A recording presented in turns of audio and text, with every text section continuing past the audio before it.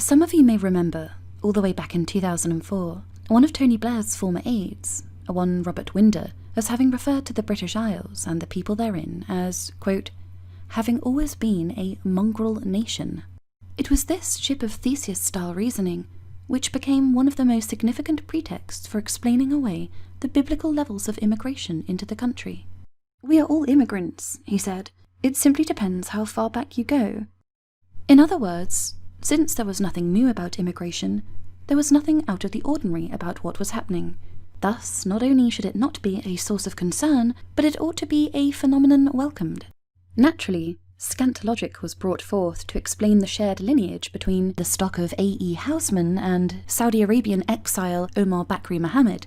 Although these writings have long since been forgotten, they really were some of the most significant justifications for coaxing an uneasy public into nervous acquiescence. And even now, this expression mongrel nation captures so perfectly the 21st century phenomenon of what in this video I will refer to as Replacism. That is, the phenomenon of, in the words of the German poet Bertolt Brecht, dissolving a people and re-electing another. Contrary to left-wing opinion, the rising curiosity in the philosophy of Replacism does not come from the dregs of the internet, but entered the mainstream consciousness when it was codified as official policy, as released by the United Nations Department of Economic and Social Affairs, Population Division, Replacement Migration. What are the alarm bells here? It is the presupposition that there is such a thing as one human nature for all time. And herein lies the great new totalitarianism, the new dawn of a new man, engineered by the socialist master builder. A common misconception about the character of totalitarianism is that it strives for despotic rule over man. In truth, its aim is more specific. What it ideally seeks is a system wherein men become superfluous. That is, non-essential, or, to borrow newspeak from Orwell, overmuch. What we know of history tells us this kind of power can only be achieved in a world of conditioned reflexes. What would a world of conditioned reflexes look like? The human specimen reduced to the most elementary action. The NPC is not dissimilar to what Arendt calls a marionette, men who all react with perfect reliability even when going to their own death, and which do nothing but react. The marionette is a model citizen for a system based on Replacism, because whilst to be uprooted means to have no place in the world, to be superfluous means not to belong to the world at all. We might think of it as a kind of human inflation. This step typically begins with the neutralizing demotion from men into masses, a demotion camouflaged in the lofty status of citizen of the world. As Shelley once said in his socialist days, man, not men. And I started to wonder whether this is in fact the reason that social justice is so enamoured with the trans scene. Because here, any question of fixed or binding human essence is subverted. It's one of the rare areas of civic life that permits stable categorization to be frustrated. Really, what language could be more compelling to an internationalist despot than the language of fluidity, language of the indistinct, indiscernible, and therefore interchangeable? After all, is trans not a prefix for transition, transformation, transfer? It is not for the well-being of a suffering identity that the progressive lobby bleeds for, but in the trauma of existential incoherence. In this they spy to usurp and exploit both the spiritual and physical neutering of man. And he becomes, or so they imagine, that longed-for blank slate. If the lady in a burqa is just as English as fish and chips, then it matters not whether the English lady in a Barber jacket and Wellington boots disappears, since one being just as English as the other means England has never looked more English. It is for this seamless transition between populations that radical immigrationists now advocate as an abstract form of some kind of radical reparations, a bizarre attempt at self-equalizing, a sycophantic endeavour to atone for historic wrongs by means of a comprehensive repeopling, to quote an article from last year's German HuffPo.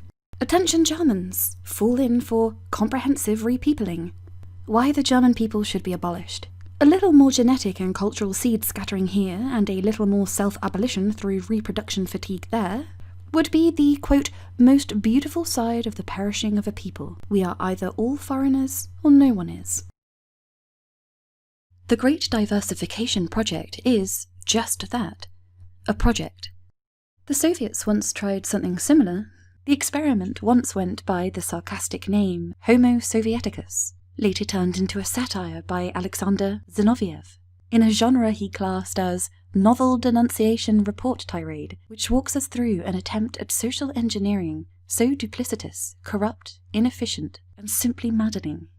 The failure? Collectivization through forced assimilation. As Solzhenitsyn explains, the system that succeeds in destroying its victim has succeeded long before he mounts the scaffold. The triumph of the Bolsheviks demanded that the tortured victim allow himself to be led to the noose without protesting, that he renounce and abandon himself to the point of ceasing to affirm his identity. An excellent illustration of this predilection can be found in Rammstein's new video for the song Deutschland, a temporal snapshot of just one generation of German life, flung from militant blood and soil to militant self-colonization by the African Maghreb. How is a soil fertile enough for such radical replacism created? Those who aspire to total domination must liquidate all spontaneity, such as the mere existence of individuality will always engender. They will track it down in its most private forms, regardless of how unpolitical and harmless these may seem. Thus, through the process of demographic submersion, the Englishman becomes superfluous. When anyone in the world, residing anywhere in the world, can be a bona fide Englishman, the communist goal of internationalism will have been realised. This is why recent comments by John Cleese on the absence of Englishness in London was received so sorely. Why should his comments be controversial, when a stated aim of progressives for over a decade now has been to diversify our capital? It seems his only observation is that London had finally achieved its stated goal. Why are progressives not celebrating? Because the true aim of diversification is neither to enrich nor cultivate, but to validate that longed-for falsehood, that man, as David Hume once said, is a movable bundle of aggregates, a movable feast, for such is the heady narcotic to which all disciplinarians are attracted, and see in themselves architects of the world. Multiculturalism is the Homo Sovieticus of our time, the arrogant and dangerous supposition that man can author fellow man, and that the laws of nature will suspend in his wake, as though tolerance and diversity were legitimate contenders for millennia-old tribal wrath. And, as innocuous as his comment was, what John Cleese demonstrated in his observation was the wisdom inherent in all the best idioms, that you can lead the horse to the fountain, but you cannot make it drink the water. Despite all their years of hard work, all the propaganda, blackwashing, seduction, and exaltation of history, there still remains only one eternal image of the Englishman, the London of Dickens's Oliver Twist. What you staring at? James Boswell and Pudding Lane. Haven't you never seen a top? Settled in large numbers as they have, and will no doubt continue, burqa-sporting Saudis and their associate concubines will never be anything more than occupants in a city built by gentlemen, a city they could not build, so had to steal.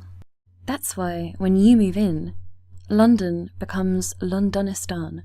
There is no seamless transition, and even when the capital is 100% colonised, as it shall one day surely be so, you'll remain a cheap copy of a designer original, and the seamless transition the communists hope for will not be immortalised with statues of grandeur in bronze relief panelling, but in the recent sign in Kensington, reminding the new inhabitants not to defecate in the street. A movable feast indeed.